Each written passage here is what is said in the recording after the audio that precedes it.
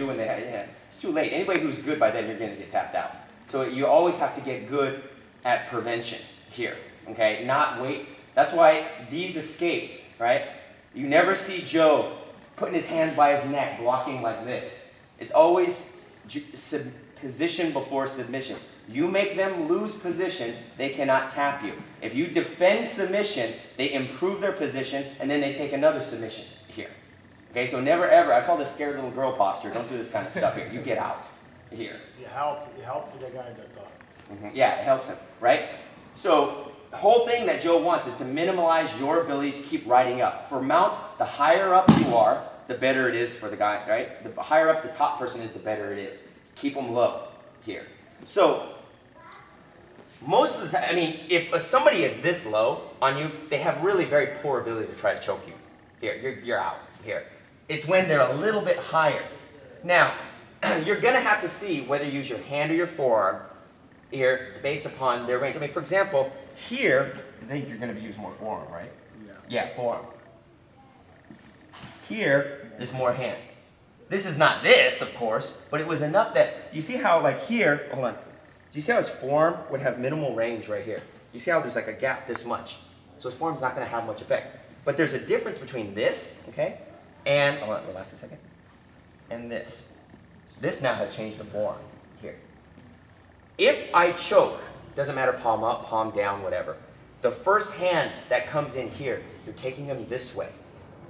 If my first hand is this one, you're taking him that way, okay? The reason here, okay, especially with people who know what they're doing, okay, traditionally the trap an arm, trap a foot, the reason why you do that is, one, beginners squeeze your legs real tight, and when they choke you, they drop a lot of weight here, and then you roll them over this way.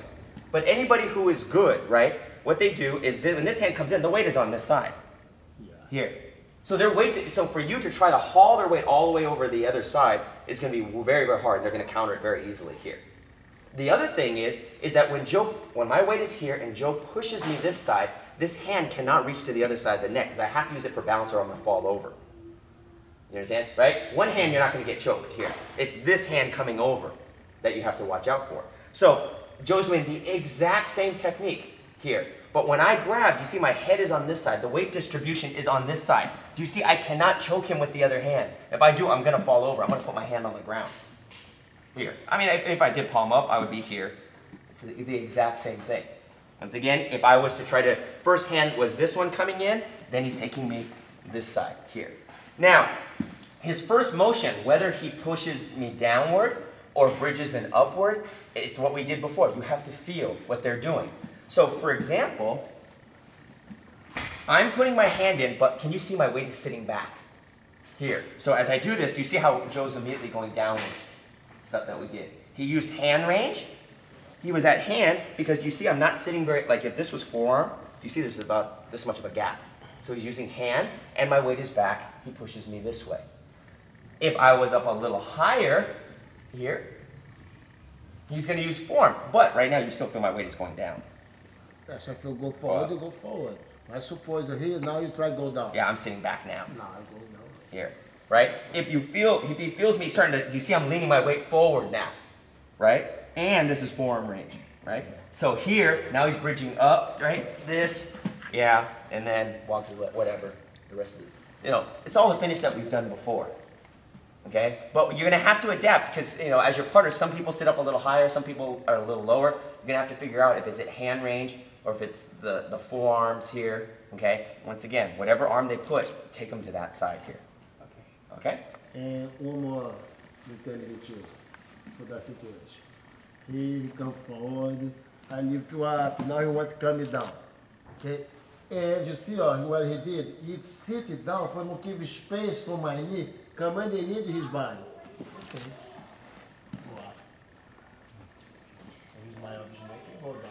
I follow him, whatever side you want to go, I need to make sure he go. You want to sit down? Okay, então you sit down and come out. You want to come high, to make sure you go high. All right, this is why I also, you know, I joke around, I call all this stuff bench press style because when you do it right, it feels like they're bench pressing you off. but this cannot, you know, a lot of people want to define these systems. Well, is it like elbow knee escape? Well, elbow knee escape, when you say it, it generally has the feeling of you're going to pull guard. Bridging somebody off has the thing of you rolling somebody over. This is all, it depends. Depends on him. Sometimes you might roll the guy over. Sometimes you'll pull guard, half guard, leg lock, sit up. It depends on what he does. There's no absolute thing, you're going to do this every single time. It all depends on his reaction here. Okay? All right, go ahead. Let's go. Attack the neck.